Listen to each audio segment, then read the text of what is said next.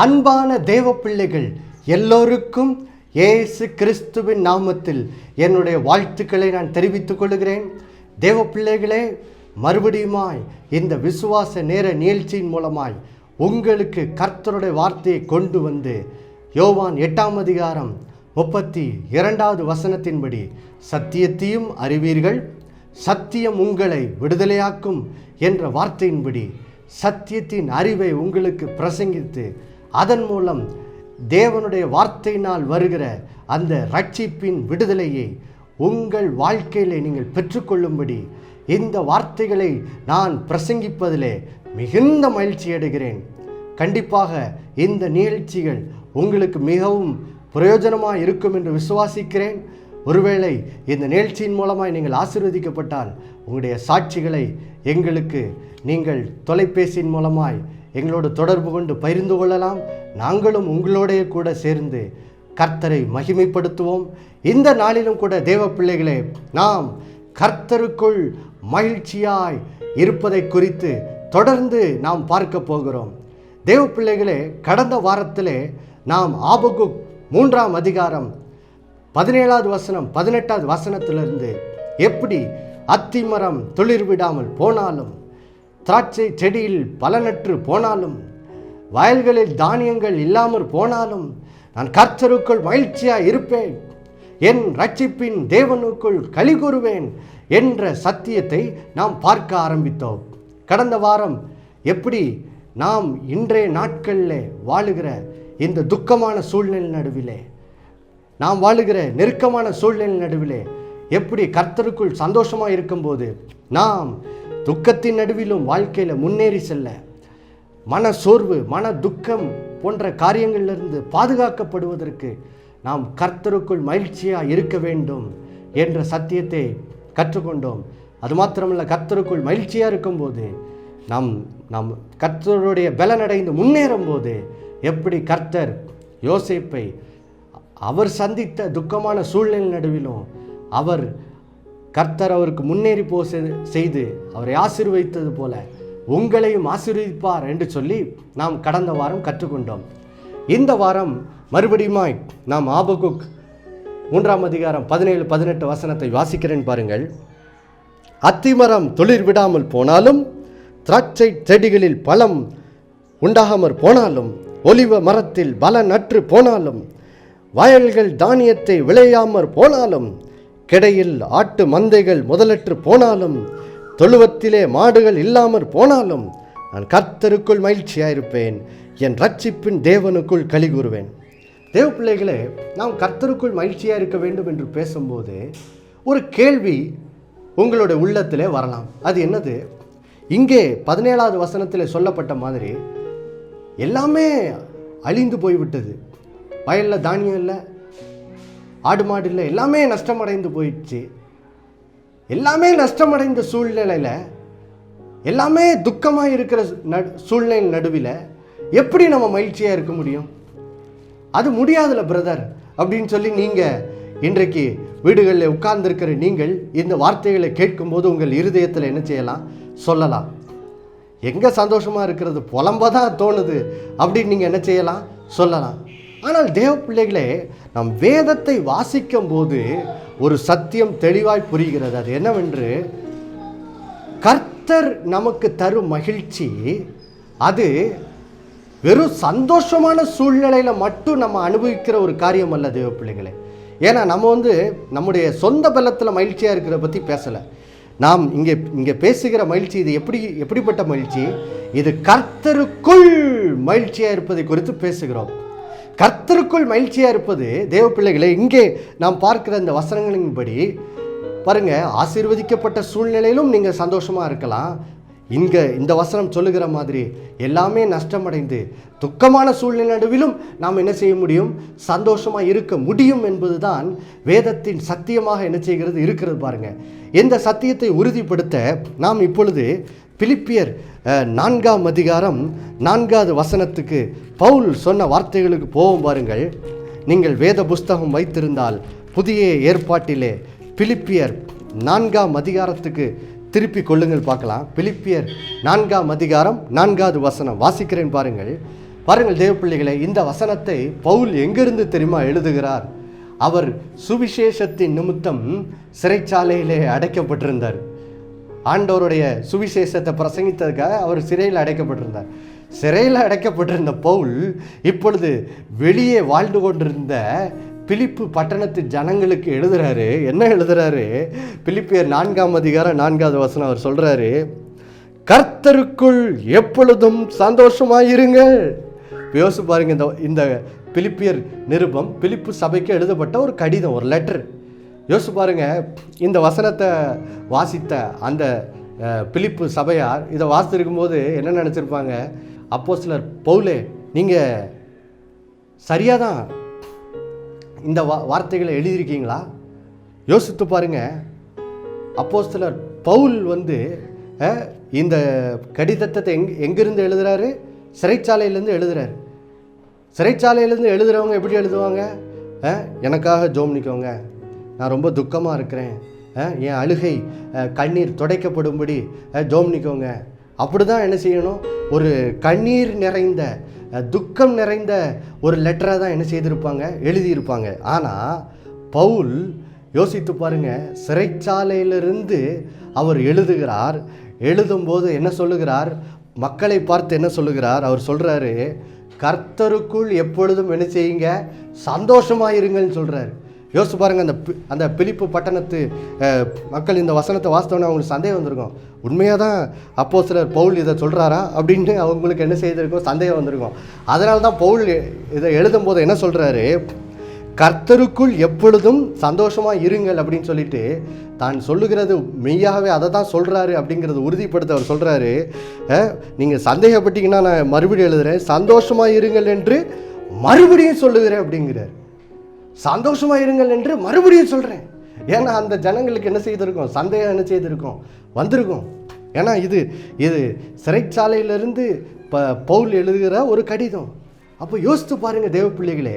அப்போ இந்த வார்த்தைகளை வாசிக்கும் போது நமக்கு ஒன்று நன்றாக என்ன செய்கிறது, புரிகிறது. பாருங்கள், கர்த்தருக்குள் சந்தோஷமாக இருப்பது என்பது நாம் எப்படிப்பட்ட சூழ்நிலையில் இருக்கிறோம் என்பதை பற்றியதே அல்ல. நாம் ஒருவேளை சந்தோஷமான சூழ்நிலை நடுவில் இருக்கலாம், ஒருவேளை வாழ்க்கையில் நல்ல காரியங்கள் நடந்திருக்கலாம், அல்லது வாழ்க்கையில் துக்கமான சூழ்நிலையில் இருக்கலாம், சில வேதனையான காரியங்கள் நம்ம வாழ்க்கையில் நடந்திருக்கலாம். எப்படிப்பட்ட சூழ்நிலையாக இருந்தாலும் பரவாயில்ல, நாம் கர்த்தருக்குள் எப்பொழுதும் சந்தோஷமாக என்ன செய்ய முடியும், இருக்க முடியும் என்பது தான் வேதத்தின் சத்தியம் தேவ பிள்ளைகளே. இதே காரியத்தை பவுல் 1 தெசலோனிக்கர் 5ஆம் அதிகாரம் 16வது வசனத்தில் என்ன செய்கிறார், எழுதுகிறார். அங்கே 1 தெசலோனிக்கர் 5ஆம் அதிகாரம் 16வது வசனத்தில் மறுபடியும் சொல்லுகிறாரு, எப்பொழுதும் சந்தோஷமாக இருங்கள் அப்படின்னு சொல்கிறாரு. இப்போ நமக்கு ஒரு கேள்வி வருது, அப்போஸ்தலர் பவுல் உண்மையாகவே அவர் பிறருக்கு சந்தோஷமாக இருங்கன்னு சொல்கிறாரு, அவர் இப்படி தான் இருந்தாரா?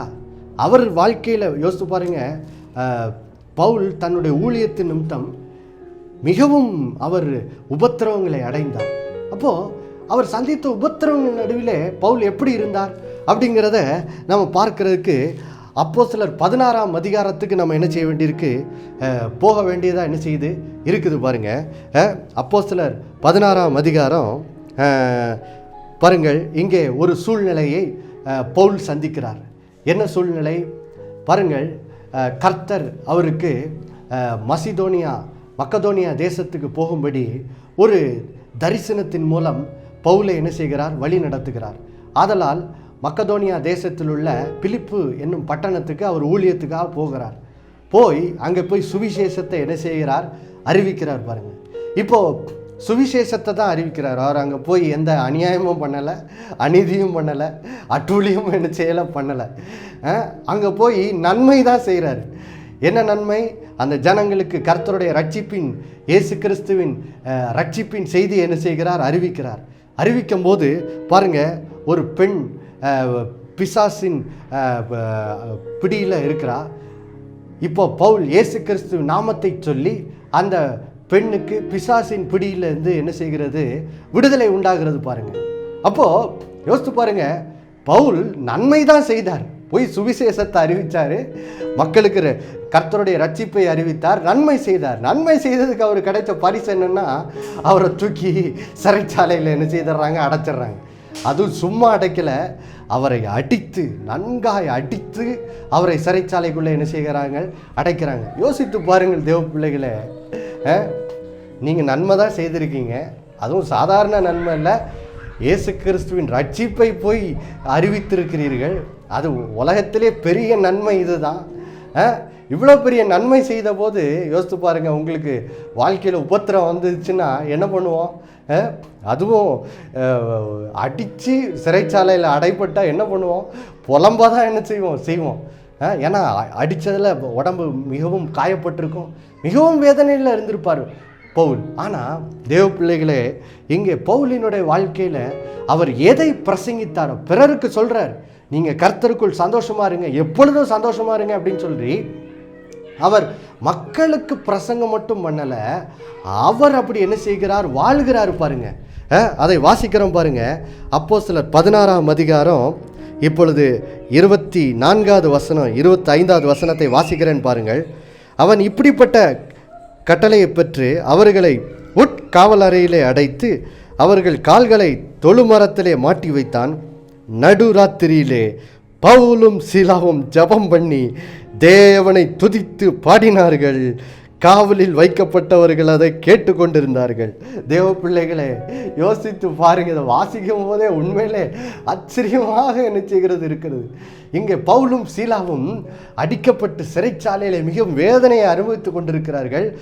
கால்கள் எல்லாம் பாருங்க சங்கிலினால் கட்டப்பட்டிருக்கிறது, அடைக்கப்பட்டிருக்கிறது, அவங்களால் நகல முடியாது. யோசிச்சு பாருங்க, நீங்கள் அடிக்கப்பட்டிருக்கும் போது கொஞ்சம் உடம்பு நகட்டி அந்த வலியை இப்படியே குறைத்து கொள்வதுக்கு நம்ம முயற்சி பண்ணுவோம். ஆனால் பவுலும் சீலாவும் அதை கூட பண்ண முடியாது, ஏன்னா எல்லாம் சங்கிலி போட்டு கட்டி வச்சுருக்காங்க, மிகுந்த வேதனை. ஆனால் அது நடுவிலே என்ன பண்ணுகிறார்களாம், நடு ராத்திரியிலே பவுலும் சீலாவும் ஜபம் பண்ணி, அப்போஸ்தலர் 16ஆம் அதிகாரம் 25வது வசனத்திலே வாசிக்கிறோம். நடுராத்திரியிலே பவுலும் சீலாவும் ஜபம் பண்ணி தேவனை துதித்து பாடினார்கள். ஆம் பிரியமானவர்களே, பவுல் பிறரை வெறும் கர்த்தருக்குள் சந்தோஷமா இருங்கன்னு எப்பொழுது சந்தோஷமா இருங்கன்னு சொல்ல, அவர் அந்த சத்தியத்திலே நடக்கிறார் பாருங்க. அவர் கர்த்தருக்குள் என்ன செய்கிறார், சந்தோஷமா இருக்கிறார். நடு ராத்திரியின் வேளையிலே, தன்னுடைய இக்கட்டின் நெருக்கத்தின் நடு வேளையிலே அவர் ஜபம் பண்ணி கர்த்தரை பாடி துதிக்கிறார். அதை சுற்றி உள்ளவங்க எல்லாம் கேட்டாங்களா, அப்படின்னா என்ன அர்த்தம், மெதுவா பாடலை, சத்தமா பாடி இருக்கிறார். தேவ பிள்ளைகளே, இதில் இருந்து நமக்கு என்ன தெரிகிறது, ஒரு சத்தியம் நன்றாய் விளங்குகிறது. அது என்னது, கர்த்தருக்குள் நான் துக்கமான சூழ்நிலையின் நடுவிலும் மிகுந்த நஷ்டமடைந்த சூழ்நிலையின் நடுவிலும் நான் கர்த்தருக்குள் எப்பொழுதும் சந்தோஷமா என்ன செய்ய முடியும், இருக்க முடியும். தேவ பிள்ளைகளே, நான் எப்பொழுதும் சந்தோஷமா இருக்க முடியும் என்பதுதான் வேதத்தின் சத்தியம். இப்போ இந்த வார்த்தையை நீங்கள் கேட்டுட்டு இருக்கும் போதே பரிசுத்த ஆவியானவர் உங்கள் உள்ளத்தில் பேசிக்கிட்டு இருப்பார். என்னது, மகனே நீ இப்படி வாழணும், நீ இப்படி தான் வாழணும் அப்படின்னு பரிசுத்தவர் கண்டிப்பாக உங்கள்கிட்ட பேசிக்கிட்டு இருப்பார். பாருங்கள், ஒரு 4 ஆண்டுகளுக்கு முன்னாடி, அதாவது ஒரு 6 ஆண்டுகளுக்கு முன்னாடி, நான் ஒரு 2013லேருந்து 16 வரைக்கும் ரொம்ப வாழ்க்கையில் துக்கத்தின் வெளியே கடந்து போனேன் பாருங்கள். ரொம்ப இந்த டிப்ரெஷன் அப்படின்னு சொல்லுவாங்களா, மனசோர்வு, மனவேதனை, அதன் வழியாக நான் கடந்து போனேன்னு பாருங்கள். ரொம்ப சில வாழ்க்கையில் சில காரியங்கள், நம்ம போகிற திசை, நம்ம எங்கே போயிட்டுருக்கோம், நம்ம விரும்புகிற காரியம் ஒன்று நடந்த மாதிரி தெரியல அப்படின்னு சொல்லி சில உள்ளத்தில் இருந்த சில கசப்புகளாலே மன துக்கம், டிப்ரெஷன் வெளியே நான் கடந்து போனேன். அப்போது அந்த நேரத்தில் கர்த்தர் இந்த மாதிரி வார்த்தை என்கிட்ட பேசினார் பாருங்க. பேசின போது என் உள்ளத்தில் ஒரு ஆசை எழும்பிச்சு, ஆண்டவரே, இனி நான் துக்கத்தின் நடுவில் சோர்ந்து போகக்கூடாதப்பா, நான் எப்பொழுதும் சந்தோஷமாக இருக்கணும் ஆண்டவரே அப்படின்னு என் உள்ளத்தில் பரிசுத்த ஆவியினால் ஒரு ஆசை உண்டாச்சு பாருங்க. அப்போது தேவ பிள்ளைகளே, இப்பொழுது உங்களுக்கும் அப்படிப்பட்ட ஆசை கண்டிப்பாக என்ன செய்துக்கிட்டு இருக்கோம், உண்டாகி கொண்டிருக்கோம். இப்போ உங்களுக்கு ஒரு கேள்வி வரும், இப்படிப்பட்ட சந்தோஷம் கர்த்தருக்குள் இந்த மகிழ்ச்சியை நான் எப்படி பெற்றுக்கொள்வது? தேவ பிள்ளைகளே, இப்படிப்பட்ட சந்தோஷத்தை தருவதற்காக தான் நம்முடைய ஆண்டவராகிய இயேசு கிறிஸ்து சிலுவையிலே நமக்காய் மரித்தார். வாசிக்கிறேன் பாருங்கள், ஏசாயா 53ஆம் அதிகாரம் 4வது வசனத்தை வாசிக்கிறேன் பாருங்கள். வசனம் சொல்லுகிறது, மெய்யாகவே அவர் நம்முடைய பாடுகளை ஏற்றுக்கொண்டு நம்முடைய துக்கங்களை சுமந்தார். பிரியமானவர்களே, இங்கே வசனம் இயேசு கிறிஸ்து எப்படி அவருடைய சிலுவை பாடுகள் மூலமாக எப்படி அந்த ஆபகுக் 3ஆம் அதிகாரம் 17-18 வசனத்தில் சொல்லப்பட்டிருக்கிற அந்த நஷ்டத்தின் வாழ்க்கையில் நஷ்டமடைந்தாலும் துக்கமடைந்தாலும் அதன் நடுவிலும் நான் கர்த்தருக்குள் சந்தோஷமாக இருக்க முடியும் என்று வேதம் சொல்லுகிறதே. பிலிப்பியர் 4:4 கர்த்தர் எப்பொழுதும் சந்தோஷமாக இருங்கள் என்று சொல்லியிருக்கிறாரே. அப்படிப்பட்ட சந்தோஷத்தை எப்படி இயேசு தந்தார் என்பதை தான் இந்த ஏசாயா 53:4 வாசிக்கிறோம். இங்கே ஆண்டவர் சொல்லுகிறார், மெய்யாகவே அப்படின்னு என்ன அர்த்தம்? அவர் சொல்றார், நிஜமா நிஜமா நிஜமா நான் சிலுவையிலே உன்னுடைய துக்கங்களை சுமந்து கொண்டேன் மகனே, சுமந்து கொண்டேன் மகளே என்று கர்த்தர் நம்மை பார்த்து சொல்லுகிறார். தேவ பிள்ளைகளே, பிரியமானவர்களே, இயேசு சிலுவையில் நம்முடைய பாவங்களை சுமந்தாங்க மரிக்கும் போது நம்முடைய துக்கங்களையும் நம்முடைய மனவேதனைகளையும் அவர் சிலுவையில் என்ன செய்தார்? சுமந்து அவர் மரித்து உயிர்த்தெழுந்த போது என்ன தெரியுமா பண்ணாரு? இயேசு தன்னுடைய சந்தோஷத்தை நமக்கு என்ன செய்தார்? தந்தார். பாருங்க, இயேசு எப்படிப்பட்ட சந்தோஷம் உடையவராய் இருக்கிறார். இன்றைக்கு இயேசு கிறிஸ்து பரலோகத்தில் பிதாவின் வலது பார்சத்தில் வீற்றிருக்கிறார். அவர் எப்படிப்பட்ட சந்தோஷம் உடையவராய் இருக்கிறார்? அதை புரிந்து கொள்வதற்கு நாம் புதிய ஏற்பாட்டிலே எபிரேயர் புஸ்தகத்துக்கு செல்ல வேண்டும். எபிரேயருக்கு எழுதின நிருபம் 1ஆம் அதிகாரம் 9வது வசனத்தை வாசிப்போம். பாருங்கள், இங்கே இயேசு கிறிஸ்துவை குறித்து பிதாவாகிய தேவன் சாட்சி கொடுக்கிறாரு. சொல்றாரு, நீர் நீதியை விரும்பி அக்கிரமத்தை வெறுத்திருக்கிறீர், ஆதலால் தேவனே உம்முடைய தேவன் உமது தோழரை பார்க்கிலும் உம்மை ஆனந்த தைலத்தினால் அபிஷேகம் பண்ணினார். தேவ பிள்ளைகளே, இங்கே இயேசு கிறிஸ்து எப்படி எல்லா மனிதர்களை காட்டிலும் மிகுந்த சந்தோஷத்தினால் அவர் எப்படி அபிஷேகிக்கப்பட்டிருக்கிறார் என்று சொல்லி இங்கே வசனம் சொல்லுகிறது. பாருங்க, இன்றைக்கு பூமியில் கோடிக்கணக்கான மக்கள் வாழுகிறார்கள். உலகம் முழுவதும் கிட்டத்தட்ட 780 கோடி ஜனங்கள் வாழுகிறார்கள். இந்தியாவிலே 138 கோடி மக்கள் வாழுகிறார்கள். தமிழ்நாட்டிலே 8 கோடி ஜனங்கள் இருக்கிறார்கள். இவ்வளோ ஜனங்கள் இந்த உலகத்தில் இருக்கிறாங்க. இங்கே வேதம் சொல்லுகிறது, உலகத்திலே வாழுகிற இத்தனை மனிதர்களை காட்டிலும் இயேசு கிறிஸ்து எப்படிப்பட்டவராக இருக்கிறாராம்? அவர் எல்லாரை காட்டிலும் அதிகமான சந்தோஷம் நிறைந்தவராக இருக்கிறார். அவரை போல சந்தோஷம் நிறைந்தவரை இந்த வானத்திலும் பூமியிலும் நாம் கண்டுபிடிக்கவே முடியாது. இங்கே வேதம் சொல்லுகிறது, தேவன் உமது தோழரை பார்க்கிலும் உம்மை ஆனந்த தைலத்தினால் என்ன செய்திருக்கிறார்? அபிஷேகம் பண்ணியிருக்கிறார். அப்போ இயேசுவின் மேல் ஒரு ஆனந்த தைலத்தின் அபிஷேகம் அவர் மேல என்ன செய்கிறது? இருக்கிறது. பாருங்க, இப்போ நீங்க கேட்கலாம், இயேசு கிறிஸ்து இவ்வளோ சந்தோஷம் நிறைந்தாரா இருக்கிறதுனால எனக்கு என்ன பிரயோஜனம்?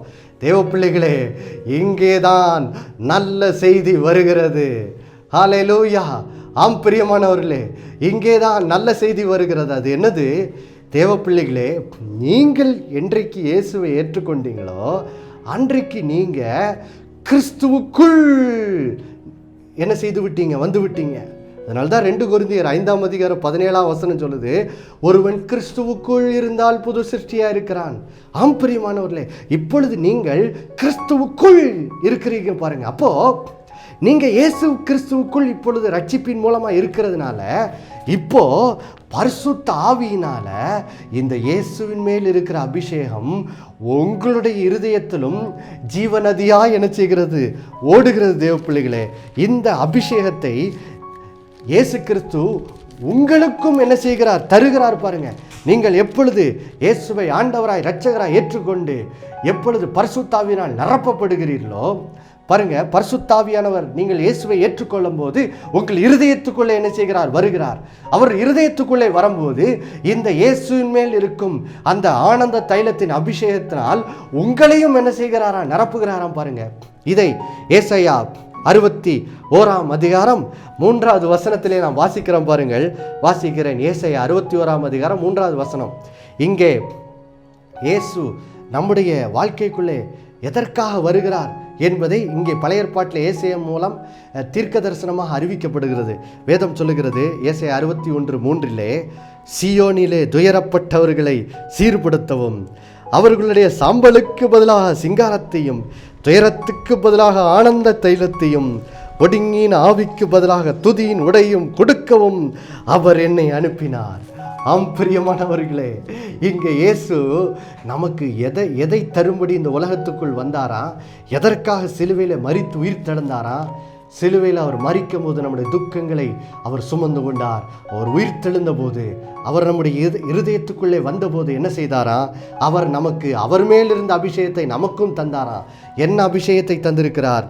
துயரத்துக்கு பதிலாக ஆனந்த தைலத்தின் அபிஷேகம். அடுத்தது, ஒடுங்கின ஆவிக்கு பதிலாக துதியின் உடையின் அபிஷேகத்தை உங்களுக்கு தந்திருக்கிறார். தேவ பிள்ளைகளே, பிரியமானவர்களே, நீங்கள் இனி துயரமாக இருக்க வேண்டிய அவசியம் இல்லை. ஏனெனில் இயேசுவின் மூலம் ஆனந்த தைலத்தின் அபிஷேகம் உங்களுக்குள்ளே பரிசுத்த ஆவியினால் இருக்கிறது. அடுத்தது, நீங்கள் ஒடுங்கின ஆவி உடையவர்களாக இருக்க வேண்டிய அவசியம் இல்லை. ஏனெனில் இயேசுவின் மூலம் உங்களுக்கு துதியின் உடை கொடுக்கப்பட்டிருக்கு. தேவ பிள்ளைகளே, ஆண்டவர் இன்றைக்கு உங்களுக்கு அதை தந்திருக்கிறார். ஆதலால் தேவ பிள்ளைகளே, இதை இயேசுவின் மூலம் தேவன் நமக்கு தருகிறபடினால் இந்த நாளிலே இந்த ஆசீர்வாதத்தை பெற்றுக்கொள்ளும்படி நம்ம எல்லாரும் இணைந்து ஜெபிக்கலாமா? நம்ம எல்லாரும் ஜெபிக்க போகிறோம். எல்லாம் இந்த நேரத்திலே குடும்பமாய் நீங்கள் உட்கார்ந்திருந்தால் எல்லாரும் இணைந்து ஒருமுகப்பட்டு நாம் ஜெபிக்க போகிறோம். பாருங்கள், இந்த நாளிலே கர்த்தர் உங்கள் வாழ்க்கையில் ஒரு அற்புதத்தை செய்ய போகிறார். உங்களுடைய துக்க உள்ளம் இனி துக்கமாக இருக்க போறதில்லை, இல்லவே இல்லை. நீங்கள் ஆனந்த தைலத்தினாலும் இயேசுவின் மேல் இருக்கிற ஆனந்த தைலத்தினாலும் இயேசுவுக்குள் இருக்கும் அந்த துதியின் உடையினாலும் நீங்கள் பரிசுத்த ஆவியினால் நிரப்பப்பட போகிறீர்கள். அவருடைய அபிஷேகம் உங்களை துக்கம் என்னும் நுகத்திலிருந்து உங்களை விடுதலையாக்க போகிறது. எல்லாரும் இணைந்து ஜெபிக்கலாமா? தேவ பிள்ளைகளே, அன்புள்ள பரலோக பிதாவே, ஆண்டவராகிய இயேசு கிறிஸ்துவின் நாமத்தில் இப்பொழுதும் முண்டை வருகிறோம் அப்பா. பிதாவே, கர்த்தாவே, இந்த நாளிலே நாங்கள் கற்றுக்கொண்ட சத்தியத்துக்காக ஸ்தோத்திரம். ஆண்டவரே, ஸ்தோத்திரம். எப்படி நாங்கள் கர்த்தருக்குள் துக்கத்தின் நடுவில் கூட எப்படி நாங்கள் சந்தோஷமாக இருக்க முடியும் என்பதை நாங்கள் வேத வசனத்தின் மூலமாய் ஆண்டவரே பவுலின் வாழ்க்கையிலிருந்தும் நாங்கள் கற்றுக்கொண்டோம் அப்பா.